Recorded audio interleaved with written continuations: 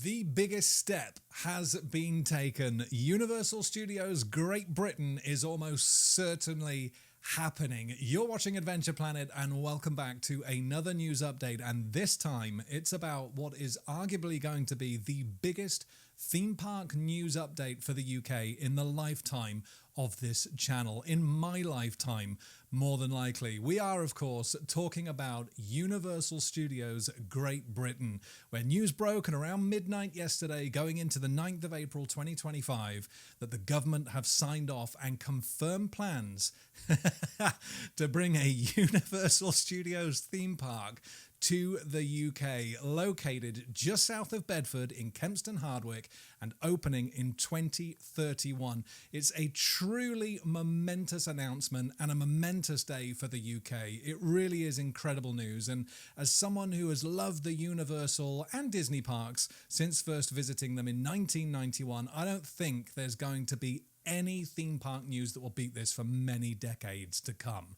Now, for those familiar to the channel, you'll know my views by now on this project. I've always stemmed my excitement somewhat due to, other theme park projects over the years that have been promised and have never come to fruition for various reasons. And this being a Universal park, I thought, nope, I'm not going to allow myself to get excited over this or even believe it until shovels are in the ground. And although there's still a couple of hurdles left to go before we get to that stage, and I'll touch on a little bit of that later, we are pretty much there. So I think I can start letting myself get a little bit excited now.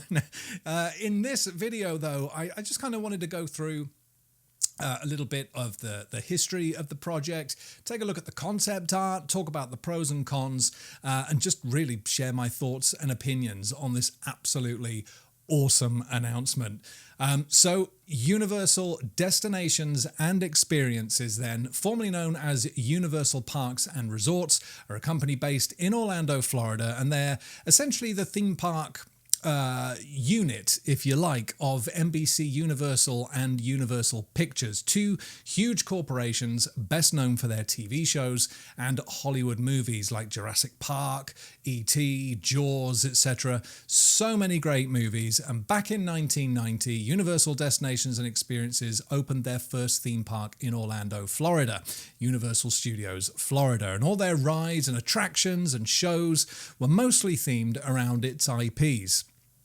It was incredibly successful, and now today, Universal Orlando Resort, as it's now known, consists of 3 theme parks and a water park. And you also have resorts in California, Beijing, Singapore, Japan, pulling in tens of millions of people every year. Back here in the UK, it was December 2023 when we found out that Universal Destinations and Experiences had purchased a 476-acre plot of land in Bedford, and that they were looking to explore the idea of building a brand new theme park and resort experience on the site that you can see here marked out in yellow. Throughout 2024, they carried out their due diligence work, had many conversations and discussions with stakeholders. There was a public engagement held in spring last year. 1,500 people attended, almost 100 local organizations were engaged, and over 6,000 local people in the area, including residents and owners of commercial and industrial properties, were surveyed, with 92% of them in favor of the project. An open supportive letter was written to the government in summer of that year, and then it all went silent as they kind of entered that period of quiet, and that went on until last night, effectively, where the project was given the go-ahead. The Universal UK website was updated, and we got our first look at the concept art for this new theme park, and here it is. And look, first impressions of this, my mind just went into meltdown thinking about what could be featured here, how many rides are we looking at, themed areas, etc. I mean, look at this map. It's great. Look, let's take a walk through of this, starting at the beginning here at the entrance to the park. You see we've got that iconic Universal globe there in front of all the archways. Very reminiscent of Universal Studios Florida, the big entrance plaza. Through that main archway, you come into this Huge tree-lined main street leading down to a lagoon at the end, flanked by some awesome themed buildings, likely to be shops selling merchandise, maybe some eateries there. You've got another nice plaza area by the looks of it there, featuring a fountain, offering a nice photo opportunity there. But by far the biggest building on this street is the hotel just off to the left. That will be a 500-room in-park hotel. You can see all the parking for it there at the back. That's going to have some incredible views across the lagoon if you have a front-facing room there. I mean, just imagine how spectacular the views will be for any nighttime shows happening on the lagoon, which I'm sure there will be. Either a fountain package or fireworks, perhaps. It'll be absolutely great. And the lagoon itself looks massive as well. And I do love a theme park set around water. It always kind of makes the location that much more special, doesn't it? It really is a nice setting. Next up is a small area that looks to feature some flat rides, smaller show building there perhaps, much likely to be one for the younger children this. Looks like you've got some kind of a play area in there as well. I'm thinking something along the lines of Seuss's Landing at Islands of Adventure in terms of age range for this one. Moving past that, you've got what looks to be a huge stage or stadium out on the lake there with all the tiered seating, so you'd expect to see some great shows performed there. Opposite that, though, we come to our first major ride. Now, it is important to remember that this is just concept art, and a lot of this may change or be very exaggerated, but this coaster looks to be pretty epic. Definitely a launch coaster of some kind that may well have some indoor elements at the start. But what immediately catches your eye is that absolutely huge spike there. Now, like I said, this could be exaggerated and potentially size comparisons are invalid here. But if you compare that spike to the area above, which looks to be 2 shot or drop towers in that area, perhaps, it absolutely towers over those. I mean, could this be taller than Hyperia? Who knows, but it looks fantastic. There's also some more buildings in this area as well, possibly some theming elements around. And that's the question, isn't it, with this one, is what are we expecting to see in terms of theme worlds? I mean, there's so many that we could see. Harry Potter, Minions, Jurassic Park, 007 has been rumoured, Paddington Bear, Back to the Future. Any of these worlds could be one of those or something else. Next up, we've got the area featuring those shot or drop towers as mentioned. Now, the theming of this area with all like the little huts and things around is definitely giving me Jurassic Park vibes. Looks like you've got a little river running through there as well. But then you have this, what looks to be the biggest show building in the park. And nothing here points to it being a water ride in any way either. So if this is going to be a Jurassic Park themed area, could you be looking at something like the Jurassic World Adventure Dark Ride in Beijing? I mean, how phenomenal would that be? And it could be possible in a building of that size. It looks huge. On the front of this building, you've got some nice kind of scenic elements and waterfalls that actually looks very Epic Universe dropping down into the main lagoon there. It looks really, really nice. You've got some more buildings just off to the right of that, possibly a main restaurant there perhaps, kind of overlooking the lagoon. Another building that could be another dark ride of some kind.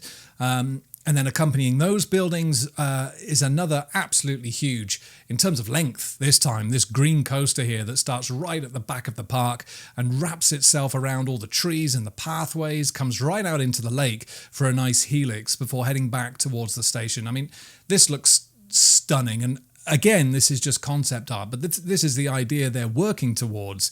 It's going to be an awesome ride. It looks absolutely great. Behind that coaster looks possibly like another show venue perhaps. Looks something similar to Waterworld perhaps, found in California with like, the water there and the fire, but maybe not. I mean, there's no seating that's been depicted here, so maybe it is just kind of a huge theming piece of some kind, but whatever it is, it does look like it'll be quite impressive. You've then got another 2 pretty huge buildings which definitely appear to be dark rides.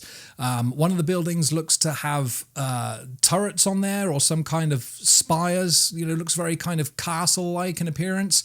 Could this be something based on Harry Potter?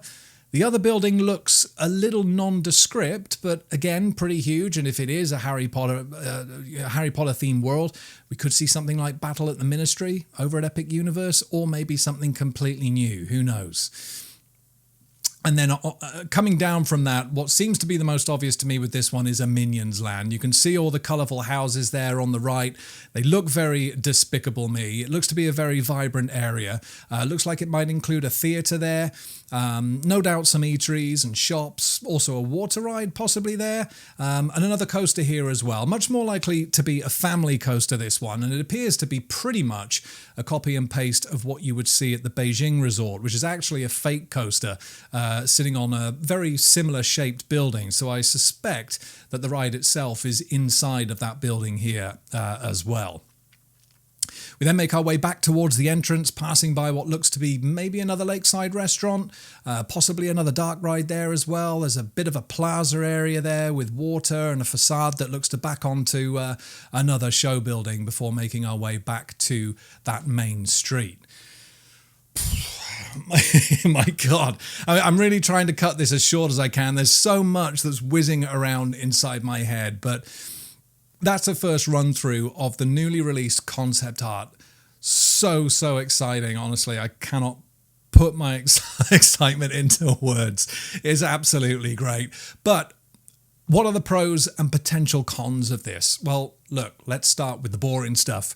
Pros, jobs. We're looking at 20,000 jobs during the construction phase, with over 5,000 of those working on site at the peak of construction. And this will be followed by 8,000 jobs once the park is operational.